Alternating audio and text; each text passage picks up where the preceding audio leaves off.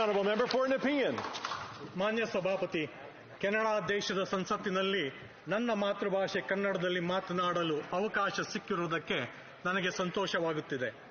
ಭಾರತ ದೇಶದ ಕರ್ನಾಟಕ ರಾಜ್ಯದ ತುಮಕೂರು ಜಿಲ್ಲೆಯ ಸಿರಾ ತಾಲೂಕಿನ ದ್ವಾರಾಳು ಗ್ರಾಮದ ವ್ಯಕ್ತಿಯೊಬ್ಬ ಕೆನಡಾದಲ್ಲಿ ಸಂಸತ್ ಸದಸ್ಯನಾಗಿ ಆಯ್ಕೆಯಾಗಿ ಮತ್ತು ಕನ್ನಡದಲ್ಲಿ ಮಾತನಾಡುವುದು ಸುಮಾರು 5 ಕೋಟಿ ಕನ್ನಡಿಗರಿಗೆ ಹೆಮ್ಮೆಯ ಕ್ಷಣವಾಗಿದೆ.